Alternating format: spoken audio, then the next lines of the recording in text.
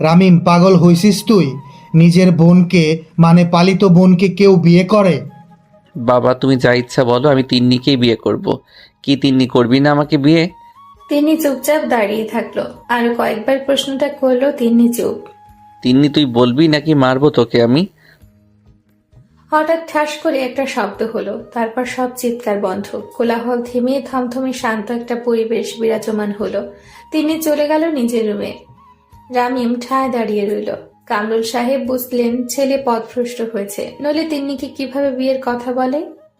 ক্লান্ত না হওয়া পর্যন্ত মারা হলো রামিমকে। ব্যথায় শরীর ছেড়ে দিয়েছে রামিম। নাজনীন বেগম বাদে বাড়ির সবাই শক্ত। তিনিও কিছু বলছে না। বলবে কেন? হোক পালিত বোন, তবে বোন তো, বোনকে কিভাবে বিয়ের কথা বলে? দোতলা বাড়ির ওপরের তলায় পাশাপাশি রুমে থাকে রামিম তিন্নি। রামিমের বয়স যখন 2 বছর, তখন তিন্নির বাবা একটা মেয়েকে নিয়ে আসেন বাড়িতে। তিন্নি মেয়েটার বয়স তখন 1 বছর মাত্র। গ্যাসের সিলিন্ডার ফেটে বাবা মা মারা যায়। তিন্নির বাবা মা পালিয়ে বিয়ে করার কারণে কোনো পরিবারই এই মেয়েটাকে বোঝা বানাতে চায়নি। নাজনীন বেগমের মেয়ের খুব শখ ছিল, এবং কামরুল সাহেবের বন্ধুর পরিবারে এত বড় একটা দুর্ঘটনার পর তিনি মেয়েটার ভবিষ্যতের কথা ভেবে নিজের বাড়িতে নিয়ে আসেন। নিজের মেয়ের মতো করে মানুষ করেছেন তিন্নিকে। আজ 23 বছর ধরে মেয়েটাকে আগলে রেখেছেন তিনি। মেয়েটা দেখতে খুবই সুন্দর হয়েছে। বিয়ের প্রস্তাব আসছে রোজই। এরই মধ্যে একটা ছেলেকে বেশ পছন্দ হয়েছে তার। ছেলে ব্যাংকে চাকরি করে, ভালো বেতন, দেখতে শুনতেও ভালো। এতদিন আগলে বড় করে একটা ভালো ছেলের কাছে তুলে দিতে পারলেই তার শান্তি। এর মধ্যে রামিম এই কাহিনী করলো। লোকে জানলে কি বলবে? কেউ কি বিয়ে করবে মেয়েটাকে? ছেলেটাকে মেরে নিজেও ঠিক নেই, আড়ালে কেঁদেছেন কয়েকবার। রামিম চুপচাপ ওপরের দিকে তাকিয়ে আছে। ওপাশের রুমটায় তিন্নি রুম। সে কি বুঝতে পারছে না তার প্রচুর কষ্ট হচ্ছে? ডাক্তার এসে ওষুধ দিয়ে গেছে।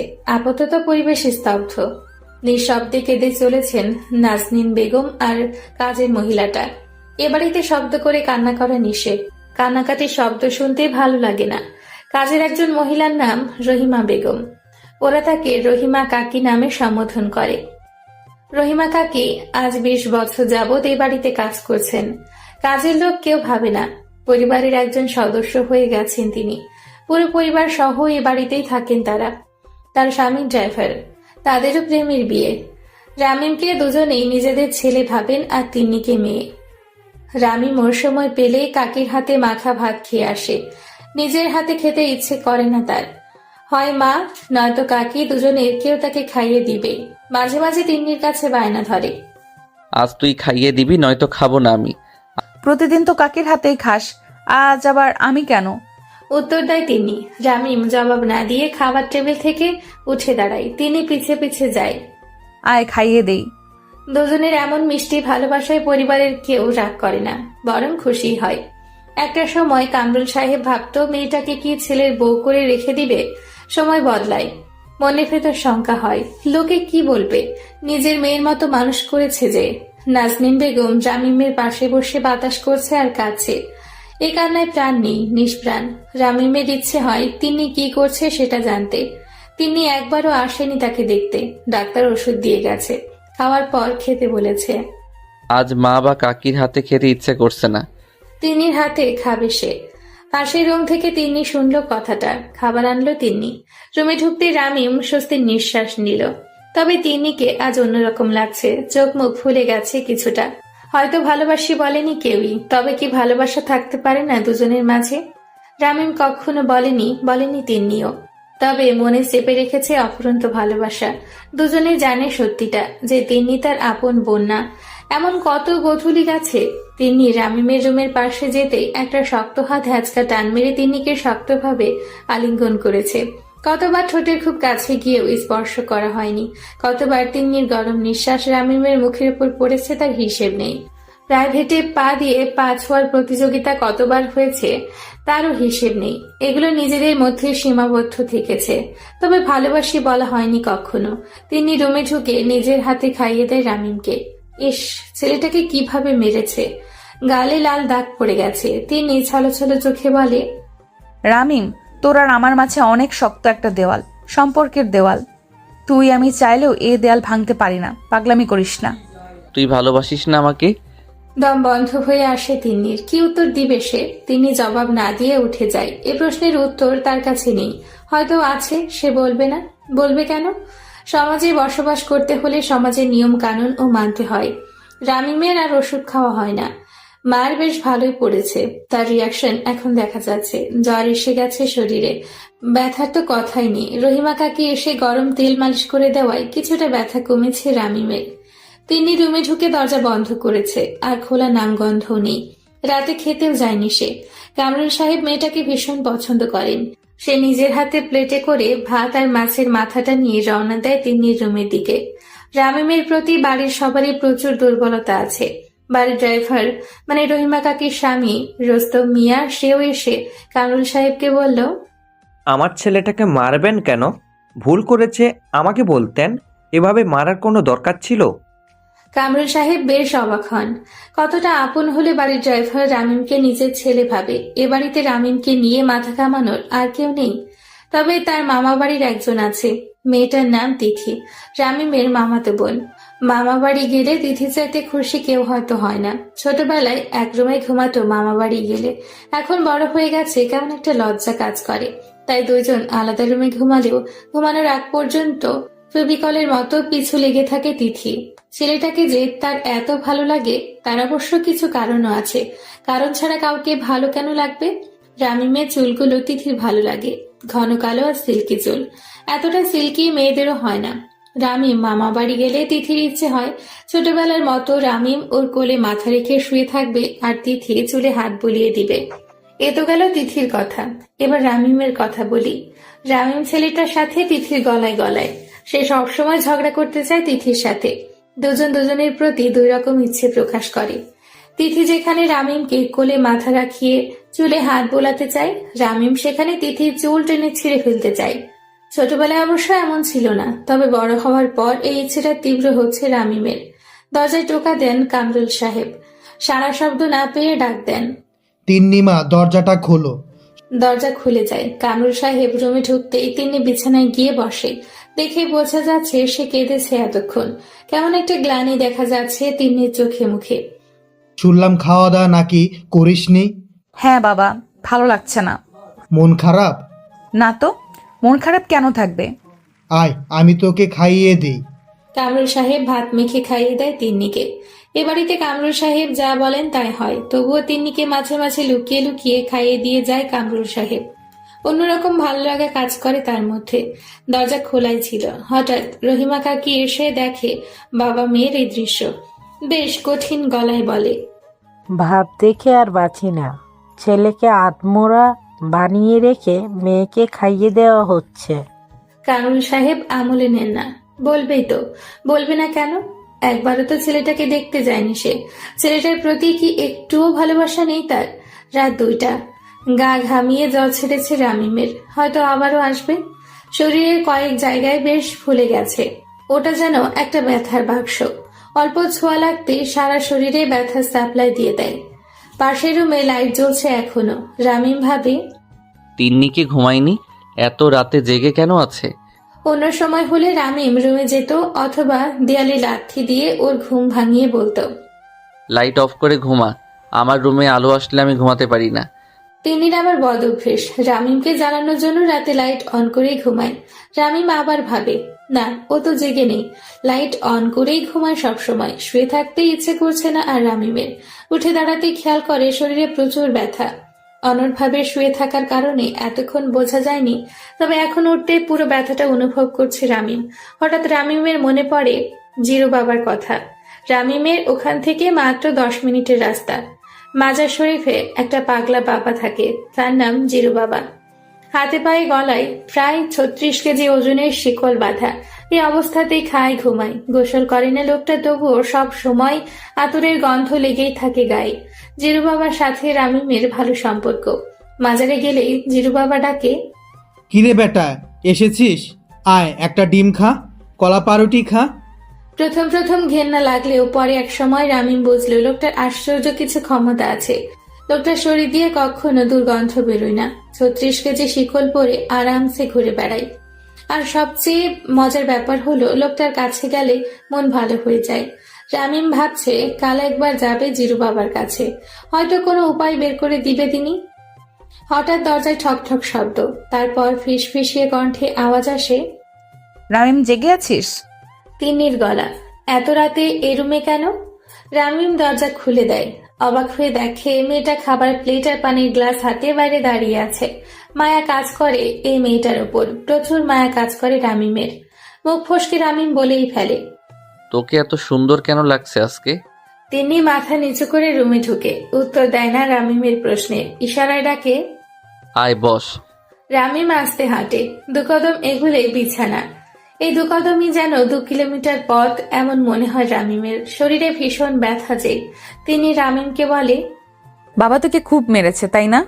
তুই মারিসনি? মারছি, তবে তোর ভালোর জন্যই। কি এমন ভালো হলো আমার? জানি না, তবে তুই যেটা বলেছিস সেটা সম্ভব না। হাজার হোক আমরা ভাই বোন রামিম, একটু বোঝার চেষ্টা কর। তুই চাইলেই সব সম্ভব, শুধু একবার বল। আমি নিজেই চাই না। সত্যি চাস না তুই? আয় ভাত খেয়ে ওষুধ খাবি, ব্যথা কমবে না নইলে। রামিম উত্তর পায় না। তিন্নি খাইয়ে দেয়, রামিম খায়। আলাদা একটা স্বাদ তিন্নির হাতে। নিজ হাতে ওষুধ খাইয়ে দিয়ে রুমে ঢুকে তিন্নি। রুমে ঢুকে রীতিমতো চমকে ওঠে তিন্নি। কামরুল সাহেব বসে আছে তার রুমে। এত রাতে হঠাৎ রুমে দেখে থমকে দাঁড়ায় তিন্নি।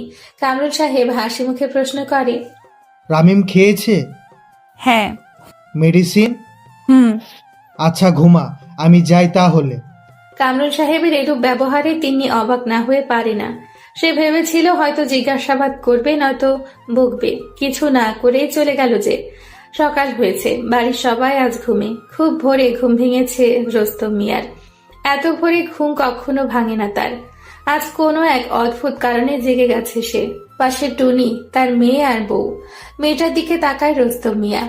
মেয়েটা একদম মায়ের মতো হয়েছে। সকাল সকাল ঘুম থেকে ওঠার নাম গন্ধও নেই। রহিমার দিকে তাকিয়ে রোস্তম মিয়া ভাবে, যৌবনকালে বড় সুন্দরী ছিল মেয়েটা, এখন বয়সের ছাপ পড়ে গেছে। সৌন্দর্য কিছুটা কমেছে বটে, তবে এখনো বেশ সুন্দরী। প্রেমের শুরুটা কতই না ভালো ছিল। রোস্তম মিয়া সেদিন গাড়ি করে নিয়ে আসে নাজনীন বেগমকে, সাথে ছোটখাটো ফর্সা আর লজ্জাবতী একটা মেয়ে। রোস্তম মিয়া গাড়ির আয়নায় আর চোখে বার কয়েক দেখে রাস্তায়। মেয়েটা তার দিকে তাকিয়ে মুচকি হাসে। তারপর কাজ করতে করতে কথা হয়, একসময় প্রেম। এখন আর আগের মতো এত চিন্তা ভাবনা আসে না। আগে অনেক কিছু ভাবতো, এই করবে সেই করবে। এখন অনেক দিন হয়ে গেছে, পাশাপাশি শুয়েও সেই ইচ্ছে আর করে না। তবে বউ বাচ্চা নিয়ে বেশ ভালোই আছে। মেয়েটা সারা দিন দৌড়ায়। রামিমকে খুব পছন্দ করে মেয়েটা, কাছে কাছে থাকে সব সময়। তবে রামিম অসুস্থ থাকলে কাছে যায় না। শুধু রামিম না, কেউ অসুস্থ থাকলে তার পাশে গেলে সেও নাকি অসুস্থ হয়ে যাবে, এমনটাই ভাবে সে। রামিম যখন টনি বলে ডাকে, মেয়েটা হাসতে হাসতে পালে গড়িয়ে পড়ে। পেটে হাত দিয়ে হাসে মেয়েটা। এত যে খুশি মেয়েটার, এত হাসি কোথায় রাখে? রোস্তম মিয়া বাইরে বের হয়। বাহ, খুব ভোরে উঠলে সকালটা ভালোই কাটে। রোস্তম মিয়া খালি পায়ে হাঁটে। হাঁটতে হাঁটতে চোখ পড়ে দোতলায়। রামিমের জানালায় একটা কিছু ঝুলছে। কুয়াশা কাটেনি এখনো, আবছা কিছু বোঝা যায় না। ওদিকে খুব একটা মনোযোগ দেয় না। তার এখন উদ্দেশ্য হলো পুরো বাড়ির চারপাশটা ঘুরে দেখা। রহিম মিয়া আশ্চর্যজনক জিনিস দেখেন। তিনি রুমের জানালায় ও কিছু একটা ঝুলছে, মোটা সুতার মতো কিছু একটা। চোখ ডোলে আবারও তাকায়। নাম কিছু নেই। ঘুম কাটেনি হয়তো, চোখে ভুল দেখছে সে। রোস্তম মিয়া ভাবে, দুজনকে মিলাইয়া দিব নাকি? না না, ছি ছি, লোকে কি বলবে? ভাই বোনের বিয়ে, কল্পনাও করা যায় না। কোথায় ভাই বোন? রক্তের সম্পর্ক আছে? পালিত বোন, তাও তো না। শুধুমাত্র বন্ধুর মেয়েকে তার ছেলের সাথে একসাথে বড় করেছেন। মানুষের মন বড় আজব জিনিস। একই সময় কয়েক রকমের চিন্তা ভাবনা করে শেষমেশ সিদ্ধান্তহীনতায় ভোগে, ভুল সিদ্ধান্ত নেয়। রামিমের ব্যথা কমেছে অনেকটাই, হাঁটতে আর এখন অসুবিধে হচ্ছে না। বাবার প্রতি কোনো রকম রাগ নেই রামিমের। ছোটবেলা থেকেই বাবা বেশ গম্ভীর তার সাথে। বুদ্ধি হওয়ার পর থেকে কখনো সে দেখেনি বাবা অফিস থেকে ফিরে তাকে কোলে তুলে কপালে একটা চুমু দিয়েছেন, অথচ প্রতিদিনই তিন্নির জন্য চকলেট আনত। তিনি তার চকলেটের ভাগ রামিমকে দিত। প্রথম প্রথম মন খারাপ করতো রামিম, কিন্তু পরে আস্তে আস্তে ঠিক হয়ে যায়। বাবার সাথে ছেলের সম্পর্ক নাকি বন্ধুর মতো হয়। রামিম কখনো বাবার সাথে দরকারি কথা ছাড়া তেমন কিছু বলেনি। সেই বাবা মারলেও রাগ করার কিছু নেই। বাবা যে তাকে পছন্দ করে না সেটা অনেক আগেই বুঝে গেছিল রামিম। ব্রার সাথে বেলকুনিতে দাঁড়িয়ে রামিম ভাবে, এখান থেকে নিচে লাফ দিলে কেমন হয়? এত যন্ত্রণার অবসান ঘটে যেত, তাই না? দুপা পিছিয়ে আসে রামিম, চোখ বন্ধ করে 3 পা এগুলেই শূন্য। শূন্যে ভাসতে কি মজা লাগে, নাকি দম বন্ধ হয়ে আসে? হয়তো মাটিতে আছড়ে পড়ার আগ পর্যন্ত বেশ ভালোই লাগবে, তারপর যখন দেহটা মাটিতে পড়বে তাজা রক্ত ছিটকে বেরোবে শরীর থেকে। গরম রক্তে কি তখন ভালো লাগবে? না, ভালো লাগার কথা না, তখন যন্ত্রণায় মৃত্যুবরণ হবে।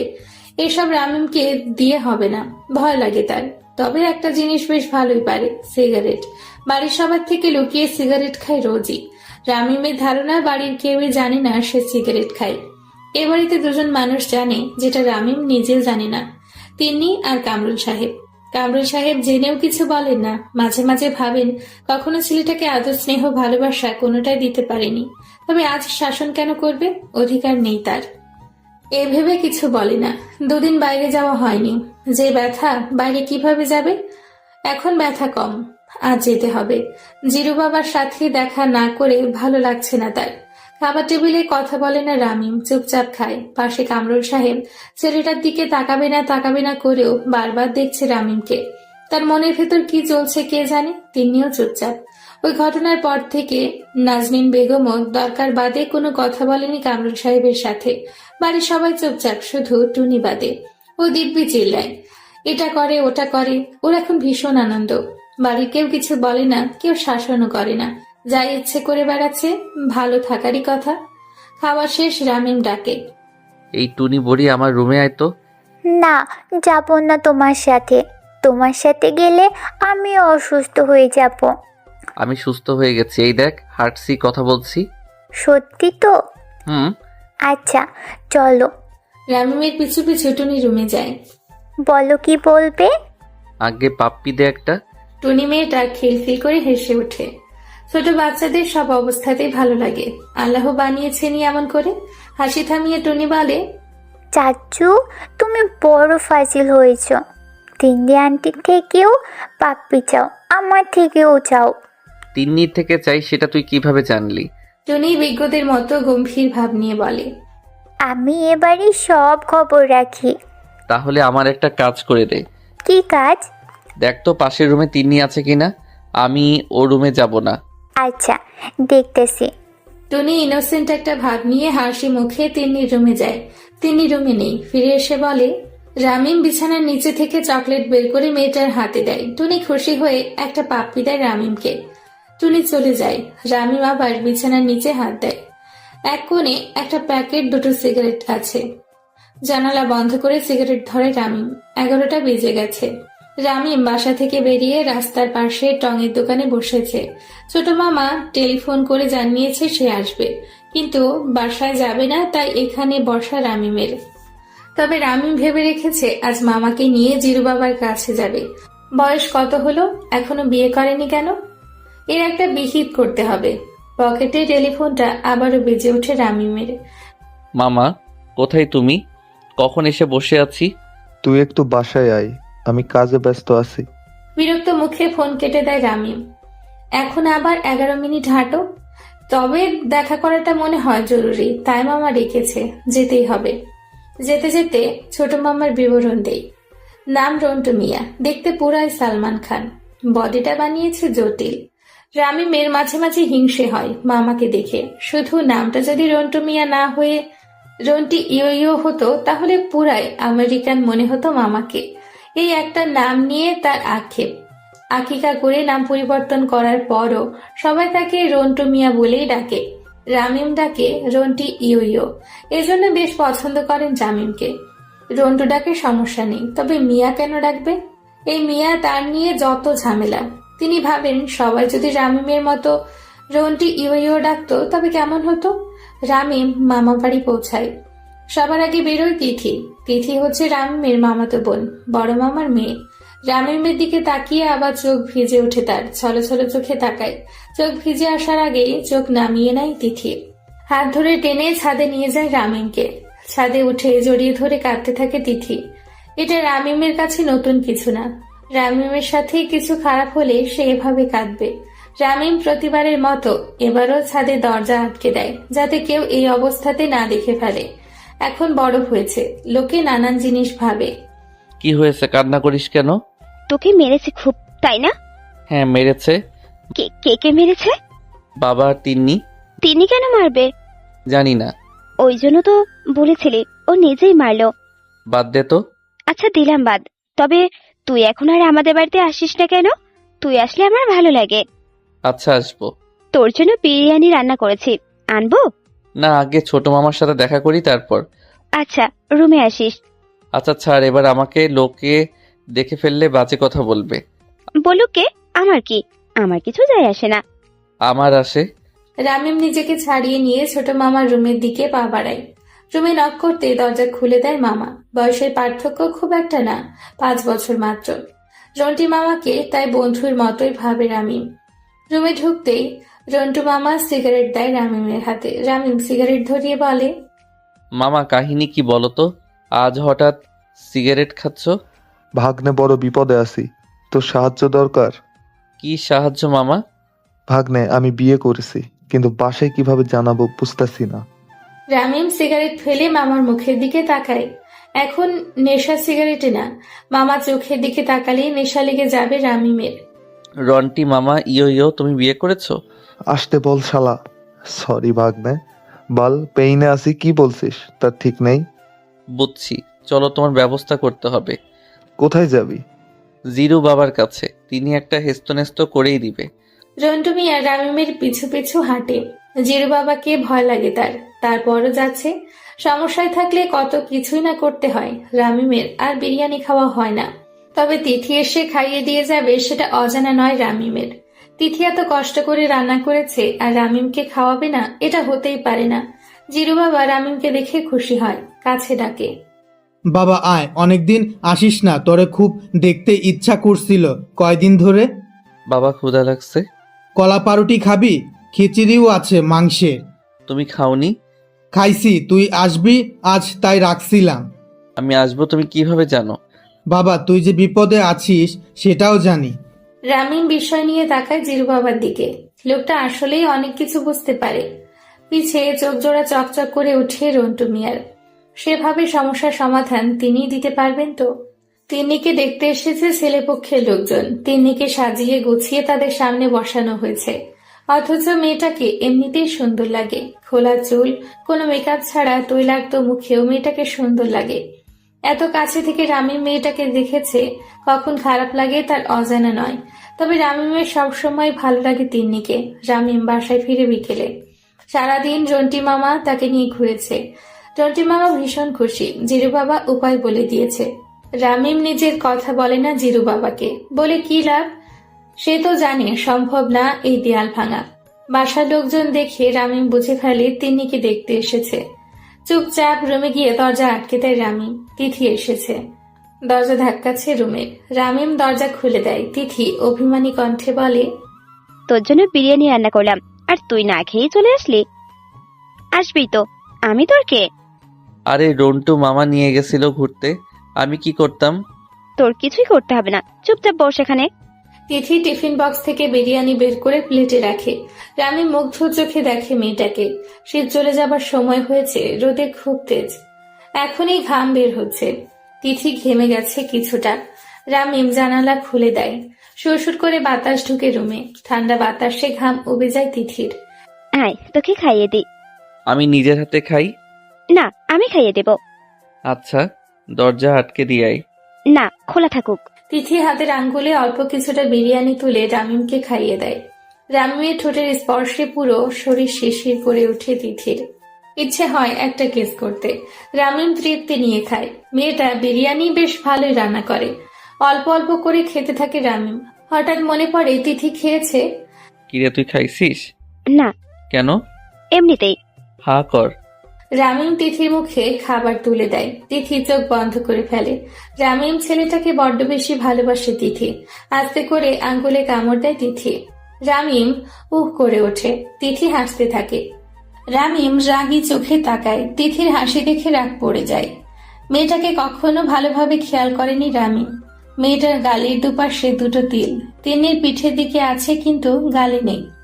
ডান গালে তিল থাকলে সে নাকি সুখী থাকে সব সময়, আর বাগালে থাকলে দুঃখী।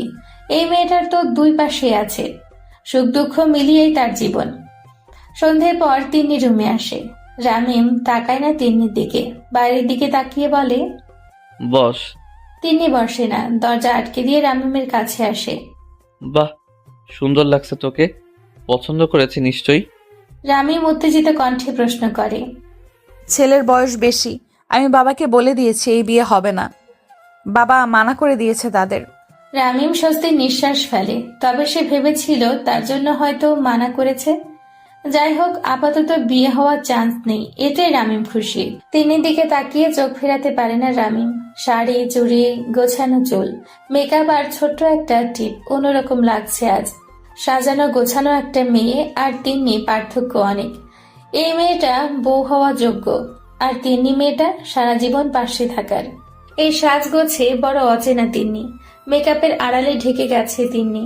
সামনে দাঁড়িয়ে আছে চেনা অচেনা একটা মেয়ে। রামিম তিন্নির হাত ধরে। তিন্নি ঝটকা মেরে ছাড়িয়ে নেয়। রামিম এভাবে হাত ধরবি না, ভুলে যাস না আমি কে। রামিম পিছিয়ে আসে। তিন্নি মেয়েটা আলোর মতো, ধরার চেষ্টা করা বোকামি ছাড়া আর কিছু না। কামরুল সাহেব চিন্তিত হয়ে পড়েন। রামিম তিন্নির বিষয়টা খুব ভাবাচ্ছে তাকে। একবার ভাবছে দুজনের সুখের কথা, আবার সমাজের কথা। এই সমাজ একটা দেয়াল দিয়ে রেখেছে, সেটা ভাঙতে গেলে ক্ষতিপূরণ স্বরূপ মান সম্মান হারাতে হবে।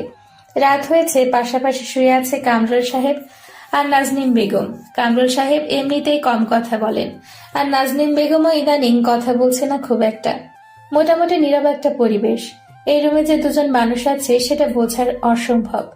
মাঝে মাঝে কামরুল সাহেব দীর্ঘশ্বাস ফেলছেন। তিন্নি, তিথি আর রামিম তিনজন ছাদে বসে আড্ডা দিচ্ছে। তিথি বকবক করতেছে, রামিম তিন্নি কিছুটা চুপচাপ। তিথি রামিমকে ভালোবাসলেও সে চায় রামিম যার সাথেই থাকুক ভালো থাকুক, তাই তিন্নির প্রতি কোনো খারাপ কিছু কাজ করে না তার। রামিম তিন্নিকে ভালোবাসে, তার কি করার আছে? রামিম আর তিন্নির মাঝে এই কদিনে অনেক দূরত্ব বেড়েছে। আগের মতন কথা হয় না, ঝগড়া করা হয় না, রাগ অভিমানও হয় না। শীতের শেষ, হালকা বাতাস বইছে। হঠাৎ মেঘ গর্জন করে ওঠে। তিন্নি, তিথি দুজনেই জড়িয়ে ধরে রামিমকে। কয়েক মুহূর্ত পরে তিনজনের অট্টহাসির শব্দ পাওয়া যায়। তিনজনের হাসির শব্দে কামরুল সাহেব একটু স্বস্তি পান। এবারে এখনো ঘুমায়নি, জেগে আছে। কয়েকটা মানুষ জেগে আছে, তবে ভেতরটা মরে গেছে। ভেতরে পচে গন্ধ ছড়াচ্ছে, মাছি উঠছে ভো ভো করে। কয়েকটা পোকা উঠে আসছে হৃৎপিণ্ড থেকে, তবুও তারা জেগে আছে এই সমাজের নিয়মের কারণে। ছোট মামার সাথে আজ শহরে যেতে হবে রামিমের। ছোট মামিকে দেখার আর তর সইছে না তার। রন্টি মামা যে সত্যি সত্যি বিয়ে করেছে সেটা মোটামুটি নিশ্চিত হলেও কিছুটা দ্বিধা কাজ করছে রামিমের। যে মামা মেয়ে দেখলে পালাতো, সে বিয়ে করেছে, তা আবার প্রেমের বিয়ে, বিশ্বাস করা কিছুটা হলেও কষ্টকর। জিরু বাবা কথা অনুযায়ী আজ ছোট মামিকে বাসায় নিয়ে আসবে। সকাল থেকেই ফোন দিয়ে যাচ্ছে রন্টু মিয়া। রামিমের ফোনটা বেজেই চলেছে, রিসিভ করা নামগন্ধ নেই। রন্টু মিয়া কিছুটা চিন্তায় পড়ে গেছে। রামিম গেছে মামাতো বোন তিথির সাথে কথা বলতে, কারণ ও বাড়িতে সবাই একজনকেই খুব ভালোবাসে, সেটা হলো তিথি। বড় মামা ভীষণ রাগী, তার রাগের বহিঃপ্রকাশ একবার দেখেছিল রামিম। বড় মামি ছোট মামা দুজনকেই মেরেছিল। রামিম তিথি তখন খুব ছোট, বয়স 7 হবে। সামনে যে যাচ্ছে তাকেই ধাক্কা মেরে সরিয়ে দিচ্ছে, নয়তো মারছে। এমন অবস্থায় তিথি সামনে গিয়ে দাঁড়ায়। রামিম সেদিন প্রচুর অবাক হয়েছিল। তিথিকে দেখে বড় মামা চলে গেল। রামিম ভাবে তিথি মেয়েটার চোখে অনেক মায়া। যত রাগ থাকুক না কেন, ও চোখের দিকে তাকালে সব রাগ পানি হয়ে যায়। সেদিনের পর থেকে রামিম তার বড় মামার আশেপাশে খুব একটা ভিড়ে না। শেষমেশ সিদ্ধান্ত হলো তিথি ওর সাথে যাবে। অগত্যা তিনজনে রওনা দিল শহরের উদ্দেশ্যে। রামিমরা যে গ্রামে থাকে তা নয়, তবে শহর থেকে একটু ভেতরে। সব ধরনের সুবিধাই আছে, শুধু কোলাহল নেই, শহরের ব্যস্ততা নেই, ট্রাফিক পুলিশ নেই। না আছে গাড়ির হর্নের শব্দ। ঠান্ডা বাতাস বয়ে যাচ্ছে, কোকিলের ডাক শোনা যায়। সকালে পাখির কিচিরমিচির শব্দে ঘুম ভাঙে, শহরের মতো গাড়ির হর্নের শব্দে না। রন্টু মিয়াকে বেশ খুশি খুশি লাগতেছে। ট্যাক্সিতে পিছে একটা সিট, সামনে দুইটা। ড্রাইভারের পাশে দুজন বসেছে, রামিম, তিথি, আর রিন্টু মিয়া পেছনে।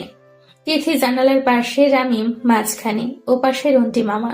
রামিম খেয়াল করলো তিথিও বেশ হাসি খুশি আজ। একটু পর পর রামিমের দিকে চেপে বসছে আর মুচকি হাসছে। প্রেমের লক্ষণ বেশ ভালোই বুঝে রামিম, তাই এখন দূরে দূরে থাকে তিথির থেকে। ছোট মামির নাম ঝর্ণা ইসলাম। বেশ পানি পানি ভাব আছে নামটাতে। মজা করে বলে রামিম। মেয়েটা দেখতে ভালো, উচ্চতাও ভালো, তবে চুলগুলো ছোট ছোট। রামিম হাসি খুশি থাকার চেষ্টা করতেছে, কিন্তু পারতেছে না। সে ভাবতেছে তিন্নি যেদিন বিয়ে হবে ও তো চলে যাবে তাকে ছেড়ে। সে কি আটকাতে পারবে ওকে? মনটা ভারী হয়ে যায় রামিমের। এবার সামনে বসেছে ড্রাইভার মশাই, বেজায় খারাপ। ভুঁড়ি নিয়ে নড়তে পারে না, কিন্তু গাড়িতে বসিয়েছে 5 জন মানুষ। তার ভুঁড়ির প্রশস্ততা একটা সিট দখল করেছে, তার পরও পাশে 2 জন বসিয়েছে। সেদিকে খেয়াল নেই রামিমের।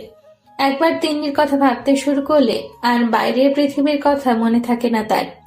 কথা অনুযায়ী জিরু বাবা এসেছে রামিমের মামা বাড়ি। বেশ হাঁক ডেকে বলে চলেছে তাদের সংসারের উন্নতি আসতে চলেছে, ভালো কিছু হবে আজ। বড় মামা বড় মামি বাইরে এসে দেখবে সব। তার কিছুক্ষণ পরেই রন্টি মামা, রামিম, তিথি বাড়িতে প্রবেশ করবে এমনটাই প্ল্যান করা। প্ল্যান মতো সবকিছু হলেও বড় মামাকে কিছুতেই মানানো গেল না রন্টু মামার বিয়ের ব্যাপারটা।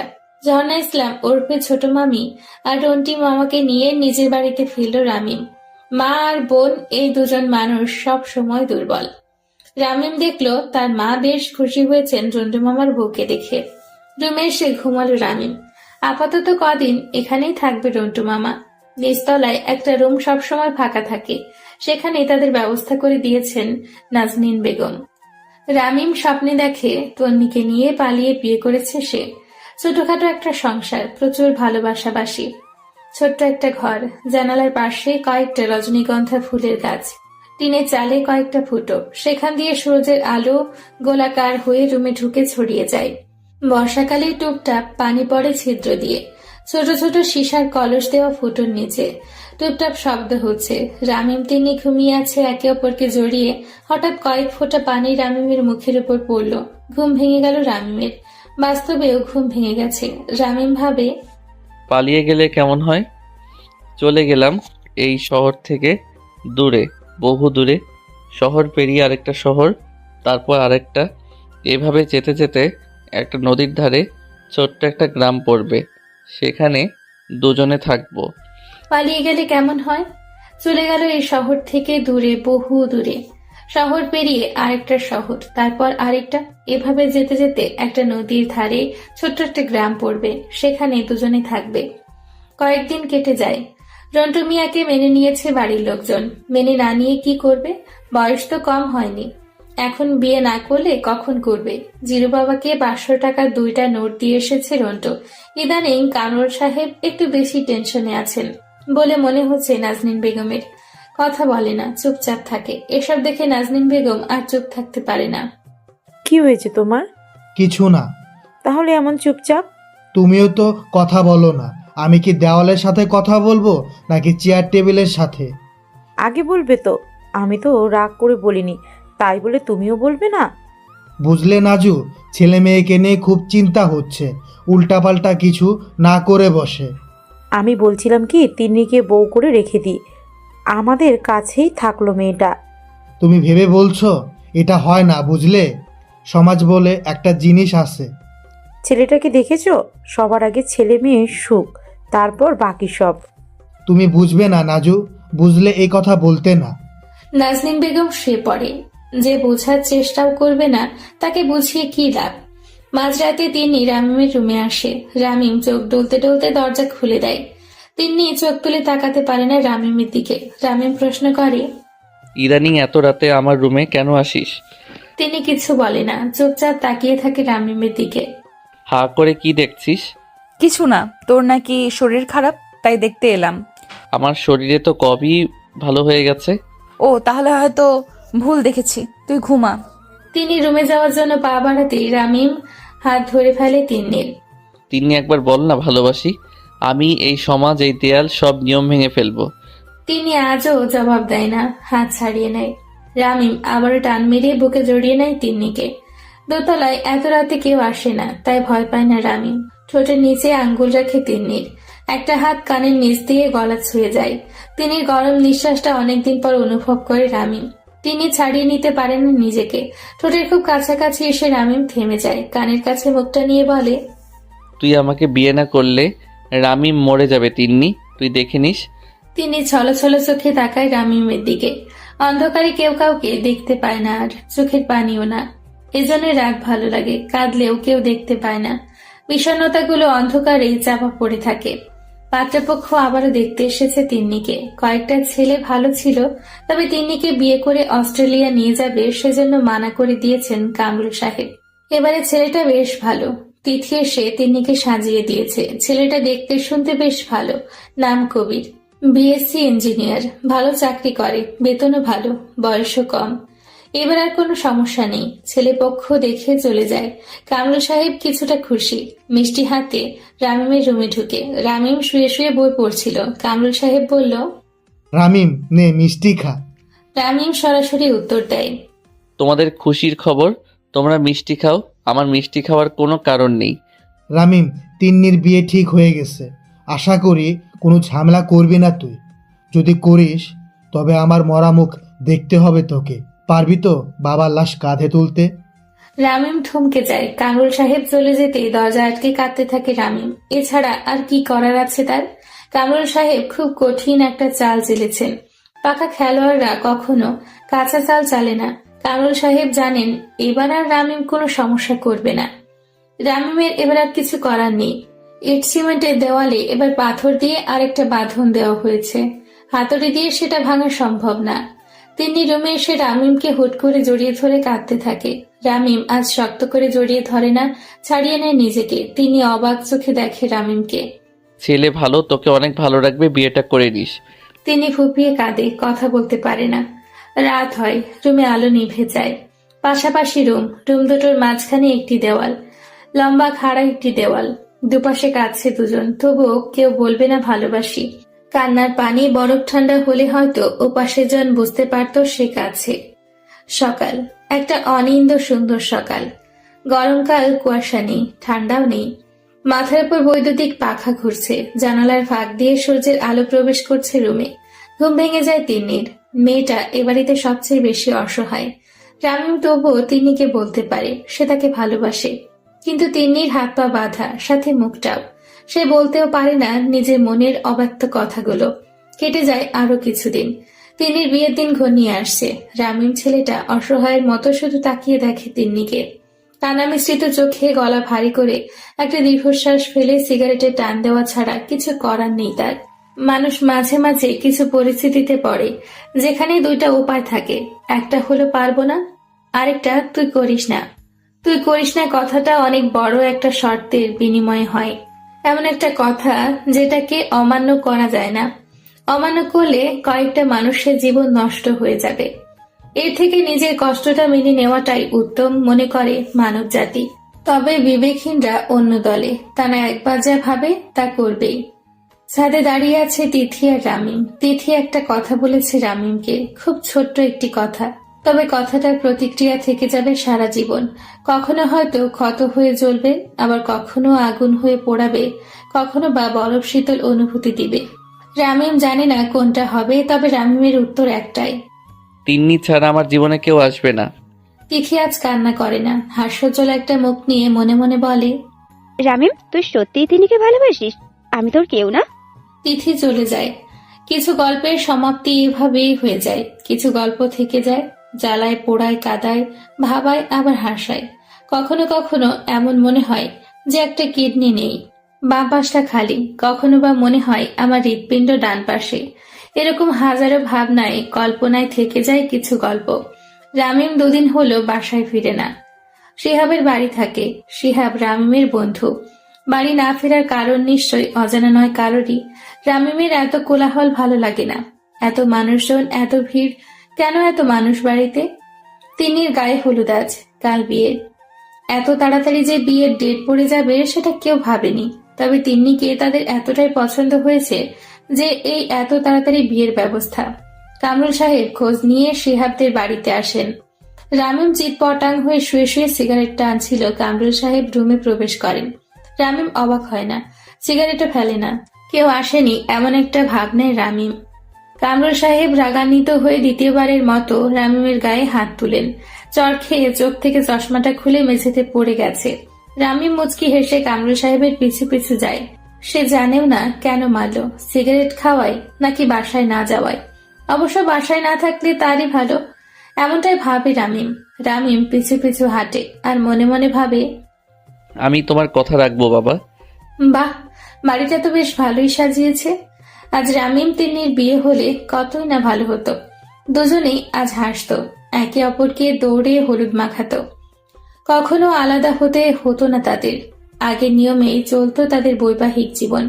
কেউ কাউকে ও শুনছো ডাকতো না, ডাকতো রামিম এদিকে আয় তো। রামিম হয়তো রাগ করে ঝগড়া করতো না, তিনি ভুল করলে চুল টেনে দৌড় দিত। দুটো বাচ্চা সবসময় বাচ্চাই থেকে যেত। কিন্তু আজ বুকে কষ্ট চেপে হাসি মুখে দেখতে হচ্ছে তিন্নির বিয়ের কাজ, কারণ সমাজ কি বলবে। রামিম বাসায় আসার পর আর বাইরে বের হয়নি। ধোঁয়ায় কেসে ওঠে রামিম, দম বন্ধ হয়ে আসে তার। জানালা খুলে বিছানায় গায়ে দিয়ে দেয়। কয়েক মুহূর্ত পরেই ঘুম। তিনি পাশে বসে আছে, কাঁদতে কাঁদতে মুখ ফুলিয়ে ফেলেছে। গায়ে থেকে হলুদের গন্ধ আসছে। মাদকতা আবারও কাজ করছে রামিমের।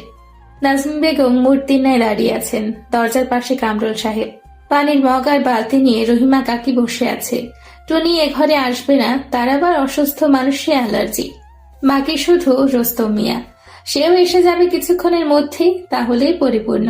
রামিম চোখ খুলে তিন্নিকে দেখে, আবার চোখ বন্ধ করে ফেলে। তিন্নি মেয়েটা বলতে গিয়েও বলতে পারে না, বাবা আমি রামিমের সাথে থাকতে চাই, ওকে বিয়ে করতে চাই। মনে মনে। রামিম কিন্তু ঠিকই বলেছিল, কেউ মানেনি, না তিন্নি না কামরুল সাহেব। মানিয়ে নেওয়াটাই ভালো। তবে রামিমের কি হবে? ছেলেটার কষ্টে সবচেয়ে বেশি কষ্ট পায় তিন্নি। একবার কি বলা যায় না, রামিম তোকে অনেক ভালোবাসি, তোর থেকেও বেশি, নিজের থেকেও বেশি। রামিম ঘুমের ঘোরে বলে ওঠে, তিন্নি চল পালাই, আমি তোকে ছাড়া বাঁচতে পারবো না। তুই আমার না হলে আমার জীবন বৃথা। তিনি শব্দ করে কাঁদে। কামরুল সাহেব দরজা ছেড়ে নিজের রুমের দিকে পা বাড়ান। রহিমা কাকি আঁচলে মুখ ঢেকে বেরিয়ে যান। নাজনীন বেগমও চলে যায়। এই সময়টা একান্তই দুজনের। তিনি সহ্য করতে পারে না। কয়েক ফোঁটা পানি গাল বেয়ে রামিমের ঠোঁটের ওপর এসে পড়ে। নোনা পানির স্বাদ পায় রামিম। তবে সে গভীর ঘুমে আচ্ছন্ন, এসবের কিছু মনে থাকবে না তার। যদি ঘুমিয়েও মানুষ দেখতে পেত, তবে লুকানোর কিছু থাকতো না। আপন মানুষটা যে তার মুখের দিকে তাকিয়ে চোখে জল ফেলছে সেটা জানা যেত। মাথার পাশে বসে কান্না করার চাইতেও মনে হয় ভালোবাসি বলাটা বেশি সহজ ছিল। শুধু রামিম, তিনি নয়, ভালো নেই এই পরিবারের কেউই। নেই হাসি ঠাট্টা আনন্দ, কোনোটাই নেই। মানুষগুলো কেমন যেন মৃত। এই মানুষগুলোর আচরণে পরিবর্তন এসেছে টুনিরও।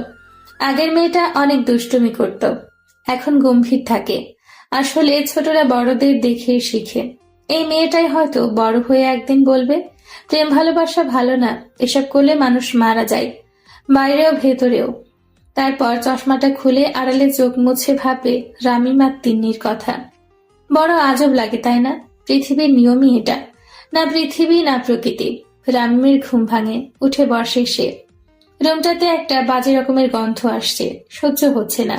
তবে খানিক পরেই বুঝতে পারল তার মুখ থেকে বেরোচ্ছে গন্ধটা। মাথা ঝিমঝিম করা গন্ধ, মাদকতার গন্ধ এমনই। পাশে বসে দেখে তিন্নি পাশে বিছানায় মাথা রেখে আটশো অবস্থায় ঘুমিয়ে আছে। মেয়েটা তো সিগারেটের গন্ধ সহ্য করতে পারে না। এই গন্ধ কিভাবে সহ্য করছে কে জানে। রামিম রুম স্প্রে মেরে তিন্নির গালে হাত রাখে। একটা চুমু আজ খেতেই হবে, নইলে ইচ্ছেটা অপূর্ণ থেকে যাবে রামিমের। যদিও অবৈধ, তবে বৈধ কিছু তো কেউ মানল না, এটুকুতে ক্ষতি কি। রামিম তিন্নির কপালে একটা চুমু খায়, দীর্ঘ একটা চুমু। দম নেয় না রামিম, শ্বাস বন্ধ করে রাখে আর ভাবে যদি এভাবে মৃত্যু হয়ে যেত তবে কতই না ভালো হতো। দম ফুরিয়ে যায়, না চাইলেও নিঃশ্বাস নেওয়া হয়। অথচ এভাবে শ্বাস বন্ধ করে শেষ নিঃশ্বাসটা ফেলতে পারলে সব দুঃখ ঘুচে যেত। রামিম ব্রাশ হাতে নেয়, আরেকবার তিন্নির দিকে তাকিয়ে মুচকি হাসে। এ হাসি আনন্দের নয়, শত বেদনা মিশ্রিত না পাওয়ার হাসি। এ হাসি বিজয়ের নয়, কিছু মানুষের মন রক্ষার্থে পরাজয় স্বীকার করার হাসি।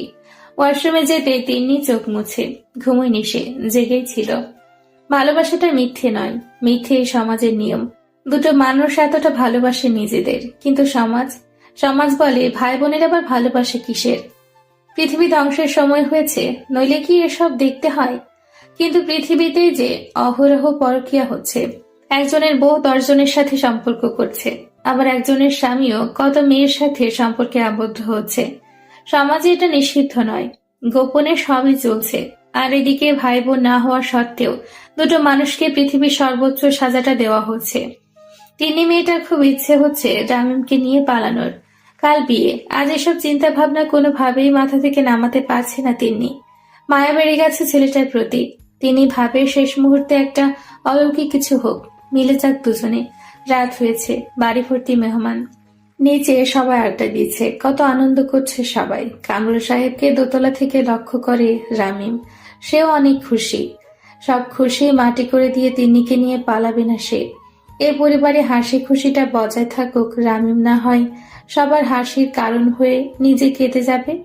তবে এ বাড়িতে কয়েকজন মানুষের মুখে হাসি নেই, রোস্তম মিয়া, নাজনীন বেগম আর রহিমা কাকি।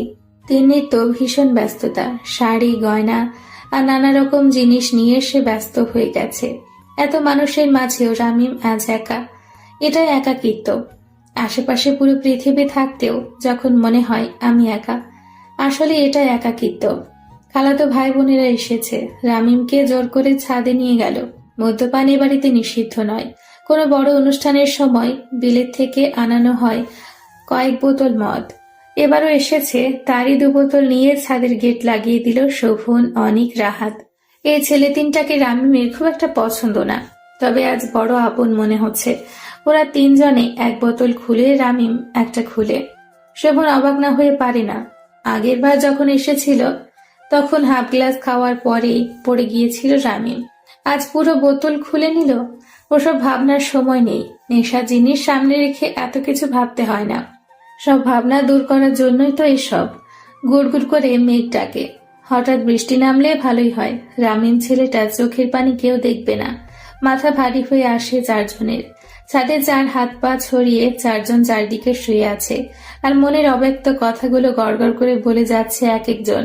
নেশার ঘরে মানুষ সত্য কথা বলে, তবে সকাল হলে এসব কিছু কারোরই মনে থাকে না। সকাল হয়, রন্টি মামা বৌসহ এসেছে। রামিম আরেকবার কামরুল সাহেবের দরজায় কড়া নাড়ে। হাসি মুখে দরজা খুলে দেয় কামরুল সাহেব। কিছু লাগবে? বাবা, হ্যাঁ বল। আমার তিন্নিকেই চাই। পা ধরে ফেলে রামিম। আজ না হলে কোনোদিন নয়। বাবা, 2টা মানুষের জীবন নষ্ট করে দিও না। তিন্নি কখনো ভালো থাকবে না আমাকে ছাড়া। কামরুল সাহেব রাগান্বিত কণ্ঠে জবাব দেয়। তিন্নি কখন বলেছে তোকে ও আমার পছন্দের ছেলেকে বিয়ে করবে আর সুখেই থাকবে? তিন্নি বলেনি তবে? পা ছাড়, এটা কখনো সম্ভব না। তিনি এসে দাঁড়ায় কামরুল সাহেবের পাশে, সেও জবাব দেয়। রামিম, এসব পাগলামি করে লাভ নেই। আমি তোকে ভাইয়ের মতোই দেখেছি সব সময়। বিয়েটা ভাঙিস না, আমি হাত জোর করছি তোর কাছে। অবাক হওয়া ছাড়া আর কিছুই করার থাকে না রামিমের। যার জন্য নিজের আত্মসম্মান যে সব ভুলে এসে দাঁড়ালো, সেই বলল ভাইয়ের মতো দেখে। আর কিছু বলার থাকতে পারে না তার। তিনি বেশিক্ষণ দাঁড়ায়নি সেখানে, কথাটা বলেই রুমে চলে গেছে। আজ কান্না করার উপায় নেই, বাড়ি ভর্তি মানুষ। কিছুক্ষণ পর হয়তো ছেলেপক্ষে লোকও চলে আসবে। হতে পারে কিছু মানুষের জীবনের সমাপ্তি আজই। হঠাৎ করে এই বাড়িটা হইচই মেতে উঠল। সাউন্ড বক্সের সাউন্ডটা আরো বেড়ে গেল। সবাই দৌড়ে গেল গেটের সামনে। ছেলেপক্ষের লোক চলে এসছে। কামরুল সাহেব এতটা অবুঝ নয়। তিনিও যে রামিমকে চায় সেটা তার অজানা নয়, তবুও সে কিছু বলছে না। এখন আর সময় নেই, বিয়েটা হতেই হবে, নইলে যে মান সম্মান কিছুই থাকবে না তার। ওদিকে মানতে কষ্ট হলেও সত্যি তিনি কাঁদছে না। তার কান্না পাচ্ছে ভীষণ, তবুও কাঁদছে না। এত সুন্দর করে সেজেছে সে, সব নষ্ট হয়ে যাবে যে। আসলেই মেয়ে মানুষকে বোঝা কঠিন। রামিম শেষবারের মতো তিন্নি রুমে আসে। চোখের দিকে তাকাতেই চোখ নামিয়ে নেয় তিন্নি। তিন্নি, বল। চল পালাই। কেউ মেনে নিবে না আমাদের। আমি জানি তুইও আমাকে ভালোবাসিস, কেন এমন করছিস? রামিম, আমি তোকে ভালোবাসি না। এই পরিবারে শুধু আমি আব্বুকেই ভালোবাসি। তার কথা অমান্য করতে পারবো না আমি। তিন্নি, আমি কথাটা শেষ করতে দেয় না তিন্নি রামিমকে, বের হয়ে যেতে বলে। অসহায়ের মতো রামিম তাকায় তিন্নির দিকে। আজ সে ব্যর্থ। কারোর কাছে মূল্য নেই রামিমের ভালোবাসার। না বুঝলো কামরুল সাহেব, না বুঝলো তিন্নি। তবে থেকে কি হবে? পৃথিবীতে তার আপন বলতে পরিবারের লোকগুলাই, তারা সবাই আজ মুখ ফিরিয়ে নিয়েছে। কেউ কি বুঝছে না রামিমের অনেক কষ্ট হচ্ছে? দরজার পাশে দাঁড়িয়ে কামরুল সাহেব তাদের কথোপকথন শুনেন, তবুও সে তার সিদ্ধান্তে অটল।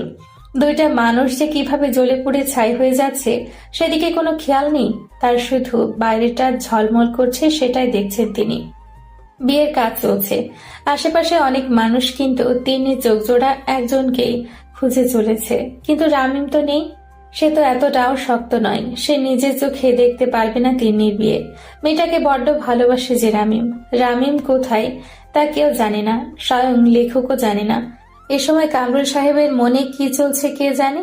তবে তিন্নির চোখ ঝাপসা হয়ে আসছে। সে বারবার তাকাচ্ছে এদিক ওদিক, কোথাও রামিম নেই। কাজী সাহেব এসেছেন বিয়ে পড়াতে, বারবার বলছেন কবুল বলতে, সেদিকে তিন্নির কোনো প্রক্ষেপ নেই। চোখের সামনে ভেসে ওঠে পুরনো স্মৃতিগুলো, মনে পড়ে যায় রামিমের কথাগুলো। উঠে দাঁড়ায় তিন্নি। বিয়েটা করছে না সে। কামরুল সাহেবের সামনে গিয়ে বলে, বাবা, আমি বিয়েটা করতে পারলাম না। এর চাইতে যে মরে যাওয়াই ভালো। কামরুল সাহেব কিছু বলে না, তবে সে নিজেও জানে না কেন জানি তার ঠোঁটের কোণে অস্ফুট একটা হাসি চলে আসে। তিনি দৌড়ায় রামিমের ঘরে। বাইরে থেকে দরজা নক করে তিনি, দরজা খুলে না। ধাক্কা দিতে দরজা খুলে যায়, তবে ঘরে রামিম নেই। বিছানার উপর পড়ে আছে একটা চিরকুট। তিনি বিছানায় বসে চিরকুটটা হাতে নেয়। ওদিকে বাড়ির হইচই থেমে গেছে। ছেলে পক্ষের লোকজন রাগ করে নানান কথা বলে চলে যাচ্ছে। যাবেই বা না কেন? এত কিছুর পর মেয়ে বলল বিয়ে করবে না। হঠাৎ তিন্নির বুক কেঁপে ওঠে, হাত থেকে কাগজটা পড়ে যায়। দরজার পাশে এসে দাঁড়ায় কামরুল সাহেব। তিনি আপাতত কোনো কথা বলছেন না, তবে বুঝতে পারছেন সবই। তিনি খুশি, কারণ অনেক ভাবার পর তিনি বুঝতে পেরেছেন রামিম আর তিন্নি দুজন দুজনের পরিপূরক। এরা একে অপরকে ছাড়া কেউ ভালো থাকতে পারবে না। কি আসে যায় সমাজে কি বলল তাতে? বাঁচবেই আর কয়দিন। ছেলে মেয়ের মুখে যদি হাসি নাই দেখতে পেল, তবে কিসের ভালো থাকা এই পৃথিবীতে? তিনি থম মেরে বসে আছে, কোনো কথা বলছে না। কামরুল সাহেব চিঠিটা হাতে নিয়ে পড়তে শুরু করেন। প্রিয় বাবা, আশা করি ভালো আছো। অবশ্য তোমার ভালো থাকার জন্যই আমি চলে যাচ্ছি। আমি জানি এতক্ষণে তিন্নির বিয়েটা হয়ে গেছে। তুমি এবার খুশি তো বাবা? জন্মের পর থেকে আজ পর্যন্ত তোমার কোনো কথা ফেলিনি আমি। তবে তুমি কখনো আমাকে আদর করনি। সারাটা জীবন আমাকে অবজ্ঞা করে গেছো। মনে আছে তোমার? তুমি তিন্নিকে কোলে করে নিয়ে স্কুলে যেতে, আমি পাশে তোমার শার্টের কোনায় চোখ মুছতাম। তোমার হাতের আঙ্গুল ধরেও কোনোদিন স্কুলে যাওয়ার সৌভাগ্য আমার হয়নি। বাবা, মনে পড়ে কি তুমি রোজ খাবার টেবিলে বসে তিন্নিকে খাইয়ে দিতে? জানো, আমারও খুব ইচ্ছা হতো তোমার হাতে খাবো, কিন্তু সেটাও কোনোদিন হয়ে ওঠেনি। আমি অসহায়ের মতো শুধু চেয়ে দেখতাম। তখন এত কিছু বুঝতাম না, তবে এটুকু বুঝতাম তোমার আমাকে পছন্দ না। তুমি রোজ অফিস থেকে ফেরার সময় তিন্নির জন্য চকলেট আনতে, কই কোনোদিন তো আমাকে চকলেট দাওনি। কখনো তো অফিস থেকে ফিরে আমাকে কোলে তুলে একটা চুমু খাওনি। সবসময় তিন্নিকে আদর করেছো। আমি ওর আশেপাশে থাকতাম যাতে আমাকেও একটু আদর করো। কি দোষ ছিল আমার বাবা? কেন এমন করতে? তারপর একটু বড় হলাম, বুঝতে শিখলাম তোমার আমাকে পছন্দ নয়। আমি তোমার থেকে দূরে থাকতাম। তখনও কষ্ট হতো, কখনো মুখ ফুটে বলতে পারিনি। আজ বললাম, কারণ এটাই শেষ কথা। বাবা, এত কিছুর পরও না আমি তোমাকে ভালোবাসতাম, তাই তিন্নির ব্যাপারটা বলেছিলাম তোমাকে। ভেবেছিলাম হয়তো এই ইচ্ছাটা পূরণ করবে। আর তিন্নি, তোর হয়তো বিয়ে হয়ে গেছে। যাই হোক, তোকে অনেকটা ভালোবাসতাম। মনে পড়ে একদিন স্কুল থেকে আসার সময় তোর পায়ে কাটা বিঁধেছিল।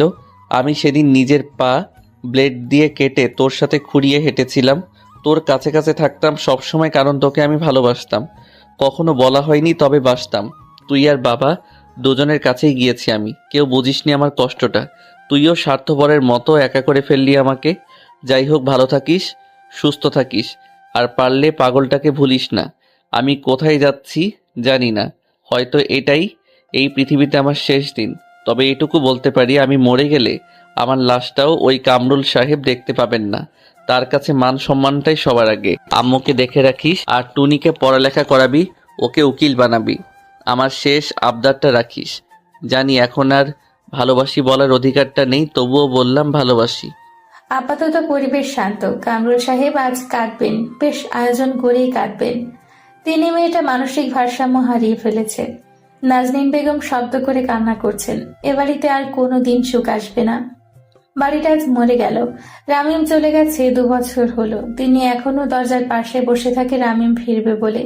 সত্যি কি ফিরবে? ছেলেটাকে হারিয়ে কামরুল সাহেব ভালো থাকতে পারেননি। মেয়েটারও এই অবস্থা দেখে তিনি আর নিতে পারেন না। তারও ইচ্ছে হয় মাঝে মাঝে সবাইকে ছেড়ে চলে যেতে। এই পরিবারটাকে নিজে হাতে হত্যা করেছেন তিনি। তিনি রোজ কল্পনায় ভাবে রামিম আসবে, এসে দরজা নক করবে, সে খুলে দিতে তিনিকে জড়িয়ে ধরবে রামিম। রাত হলে লাইট জ্বালিয়ে ঘুমানোর অপরাধে কান মলে দিবে। খাবার টেবিলে বসে পা ছোঁয়াছুঁয়ি প্রতিযোগিতা হবে। বিকেল হলে ছাদে বসে আড্ডা দেওয়া হবে। আর একটা মেয়ে হবে তাদের, নাম হবে সুকন্যা। মেয়েটাকে নিয়ে প্রথম রামিম যাবে জিরু বাবার কাছে। তিনি কিছুটা রাগ করবে, তবে আবার রাগ কমে যাবে মেয়েটার হাসিতে। রাত হলে মেয়েটাকে পাশে রেখে মেয়ের বাবার বুকে মাথা রেখে ঘুমাবে তিনি। এরকম শত কল্পনায় তার দিন কাটে। রামিম আসবে, অবশ্যই একদিন আসবে। সত্যি কি আসবে, নাকি দেওয়াল ভাঙতে না পেরে দেওয়ালের নিচে চাপা পড়ে মারা গেছে রামিম? হয়তো রামিম আসবে, হয়তো না। এই গল্পের সমাপ্তি স্বয়ং লেখকও জানেন না। কিছু গল্প চলতে থাকুক এভাবেই। আমি কি সমাপ্তি লেখার? 2টা বছর পার হয়ে গেছে, রামিম আর ফিরেনি। ঘরে আর কোনো আনন্দ হয়নি সেদিনের পর থেকে। তিনি এখনো অপেক্ষা করছে রামিমের জন্য। রামিম কি আসলেই বেঁচে আছে? কিছু ভালোবাসা সত্যি অপূর্ণ থেকে যায়। কিছু গল্প সত্যি আমাদের মনকে খারাপ বানিয়ে দেয়। আমাদের পাশে থাকুন। ধন্যবাদ।